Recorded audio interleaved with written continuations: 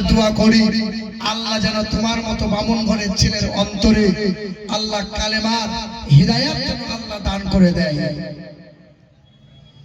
ওই নওজোয়ান বামুনের ছেলে বাড়ি এলো, 2 সপ্তাহ পরে আবার ফোন করে বলছে, হুজুর আমি আপনার সঙ্গে আর একবার সাক্ষাৎ করতে চাই, আমি চলে এসো। তো বামুনের ছেলে যখন গেল, কালেমা পড়লো, কোরআন নিয়ে এলো, বলে হুজুর কোরআনটা পড়বো আমি। তাহলে বাবা তুমি তো হিন্দু ঘরের ছেলে, আরবি পড়তে পারবে না, যেই সময় তোমাকে মাদ্রাসায় ভর্তি করে দেবো। বামুনের ছেলের গলায় পইতে এখনো ঝুলছে। ওই ছেলে বলল, হুজুর আমাকে বাংলার উচ্চারণ সহ কোরআন দেন। বাংলার কোরআন দিলাম, উচ্চারণ অনুবাদ সহ বাংলায়।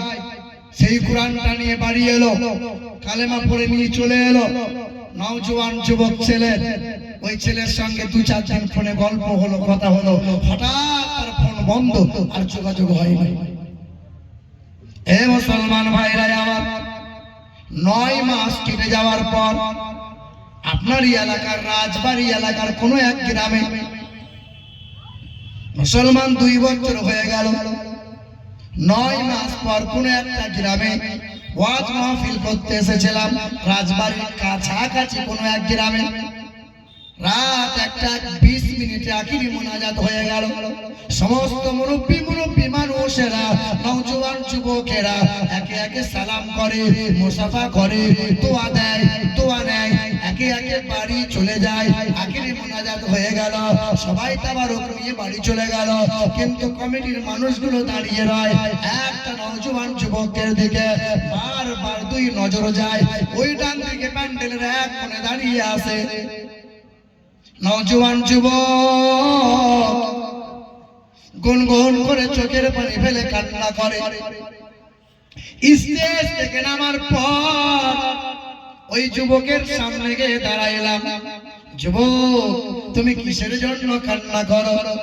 নওজোয়ান যুবক ছিল, ছেলেটার বয়স 24 বছর ছিল। ওই নওজোয়ান যুবক চোখের পানি ফেলে, চেনা যায় না, মাথায় টুপি আছে, কালে কুচকুচে দাঁড়িয়ে আছে, লম্বা পাঞ্জাবি আছে। ওই ছেলে চরচর করে কান্না করে। মনে মনে ভাবলাম হয়তো বাপ মা ইন্তেকাল হয়েছে। না না, বাপ মা ইন্তেকাল হয় নাই, হয়তো কোনো অসুবিধার মধ্যে পড়ে গেছে। যুবকটা ছুটে এসে কোমর আঁকড়ে ধরে হাউমাউ করে কাঁদে। কাঁদো কেন? বলে কান্নার একটাই কারণ, আমার বাপ মায়ের জন্য চোখের পানি ফেলি না। কান্না কেন করি? অর্থ সম্পদের জন্য করি না, ভাই বোনের জন্য কান্না করি না। একটাই কারণ, আজ কয়েক মাস হয়ে গেল আমি কোরআন পড়ছিলাম। হুজুর আপনি আমাকে কি চিনতে পারেন না?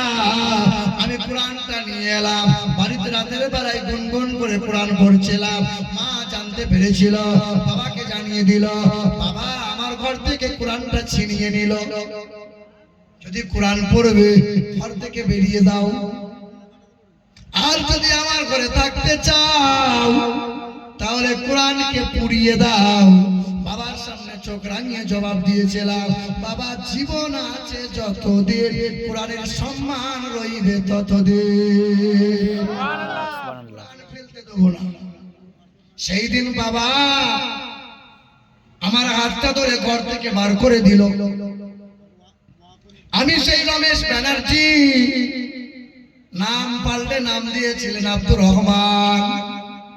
সেই দিন থেকে সুন্নতি পোশাক পরেছি, ঘর থেকে তেজ্য পুত্র হয়ে গেলাম। আর মা আমাকে ছেলে বলে ডাক দেয় না, বাবাও আমাকে আর ডাক দেয় না, ভাই বোনরা কেউ আমাকে আর চাই না। জমি জায়গা সম্পদ বলে কিছু নাই। মালদা স্টেশন, 1 লক্ষ স্টেশন, এই স্টেশন গুলোই রাত কাটায়। তবে চোখের পানি পড়ে একটাই কারণ, জানাকে কোনোদিন চোখে দেখি নাই, হাত দিয়ে স্পর্শ করি নাই। নবী মুহাম্মদ রাসূলুল্লাহ সাল্লাল্লাহু আলাইহি ওয়াসাল্লামকে যদি একবার স্বপ্ন যোগে আমি দেখতে পাই, আমার নসিব ধন্য হয়ে যাবে।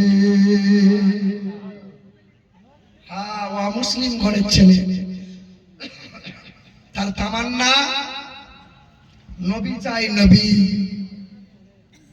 আমাদের ছিল এক সোনালী অতীত, হারিয়ে দিতাম সব জালিমের ভিড়। আমাদের ছিল এক সোনালী অতীত, হারিয়ে দিতাম সব জালিমের ভিড়। আইন ছিল শুধু ইনসাফেরই।